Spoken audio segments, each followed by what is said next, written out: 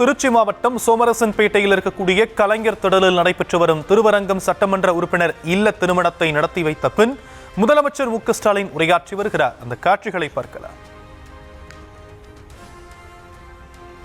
காசோ கண்ணன் அவர்களே, பிரபாகரன் அவர்களே, சவுந்தரவண்ணன் அவர்களே, அப்துல் சமத் அவர்களே, மாவட்ட செயலாளர்கள் வைரமணி அவர்களே, காடுவெட்டி தியாகராஜன் அவர்களே, முன்னாள் இந்நாள் சட்டமன்ற உறுப்பினர்களே, சமூக அமைப்புகளை சார்ந்த தலைவர் பெருமக்கள், திரு ஆர் விஸ்வநாதன் அவர்களே, திரு கே செல்வகுமார் அவர்களே, ஒருங்கிணைந்த திருச்சி மாவட்டத்தினுடைய நிர்வாகிகளே, உள்ளாட்சி அமைப்பினுடைய பிரதிநிதிகளே, இந்த திருவரங்கம் தொகுதியில வேட்பாளராக நின்று போட்டியிட்டு 20 ஆண்டுகள் கழித்து நம்முடைய கழகத்தின் கோட்டையாக்கி இன்றைக்கு சட்டமன்ற உறுப்பினராக அந்த பொறுப்பேற்று பணியாற்றிக் கொண்டிருக்கிறார்.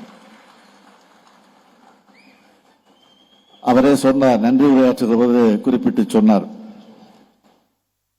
அவருடைய திருமணத்தை, பழனி ஆண்டியனுடைய திருமணத்தை 1993 ஆண்டு நம்முடைய முத்தமிழறிஞர் தலைவர் கலைஞர் அவர்கள் தான் நடத்தி வைத்திருக்கிறார்கள். அதேபோல் 2010 ஆண்டு நான் துணை முதலமைச்சராக பொறுப்பேற்றதற்கு பின் துணை முதலமைச்சராக அந்த பொறுப்பேற்று பணியாற்றிய நேரத்தில் அவருடைய சகோதரருக்கு, பழனியாண்டினுடைய சகோதரருக்கு என்னுடைய தலைமையில திருமணம் நடந்திருக்கிறது. அதற்கு பின்னால் 2021 ஆண்டு முதலமைச்சராக பொறுப்பேற்றதற்கு பின்னால் பழனியாண்டி அவருடைய மூத்த மகன் திருமணத்தையும் நான் தான் நடத்தி வைத்திருக்கிறேன். இப்போதைய இளைய மகனுக்கும் நான் தான் நடத்தி வைத்திருக்கிறேன்.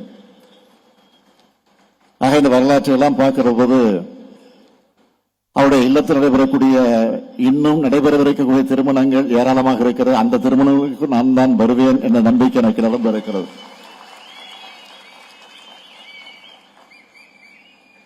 அவருடைய பேரன் பேத்திகளுக்கு கூட நான் தான் திருமணத்தை நடத்தி வைப்பேன் என்ற அந்த நம்பிக்கை எனக்கு வந்திருக்கிறது. இப்படி இந்த குடும்பத்தார் தொடர்ந்து பங்கெடுத்து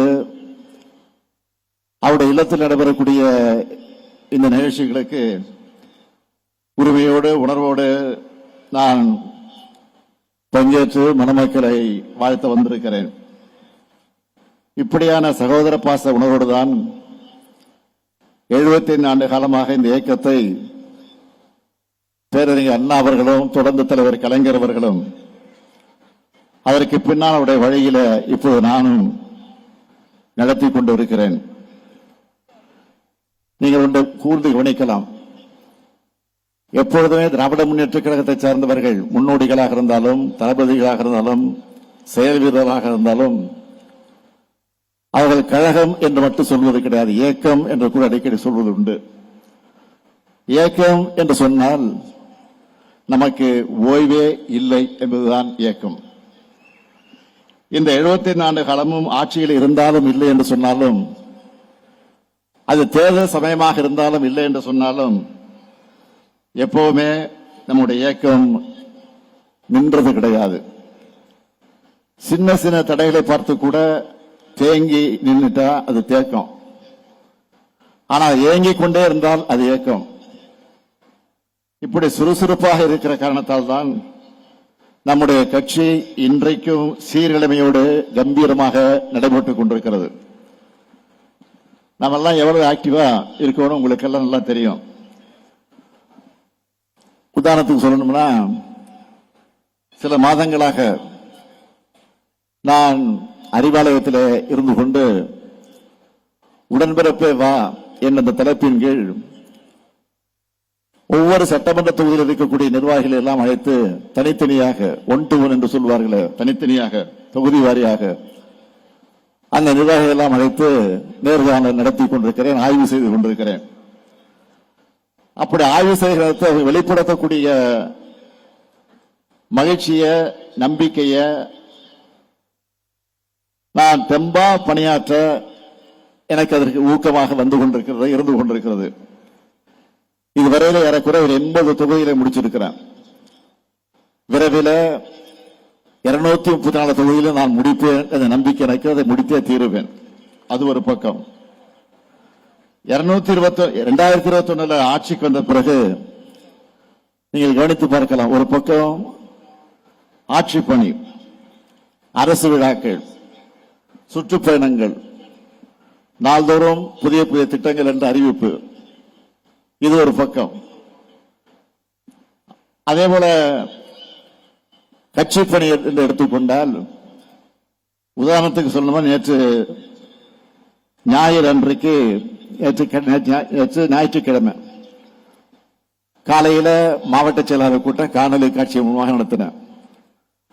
அதற்கு பின்னால வாக்காளர் திருத்த பட்டியல் பணிகளை பற்றி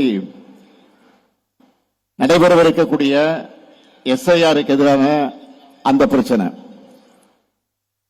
நாளை தினம் நாம் நடத்த இருக்கக்கூடிய கண்டன ஆர்ப்பாட்டம், SIR-ஐ கண்டிச்சு,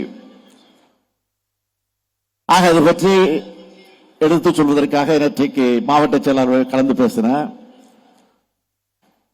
அதை எப்படி நடத்த வேண்டும் என்று நம்முடைய கூட்டணி கட்சி சார்பில் நடத்த இருக்கக்கூடிய அந்த ஆர்ப்பாட்டத்தை சிறப்பாக நடத்திட வேண்டும் என்று அறிவுறுத்தி இருக்கிறேன்.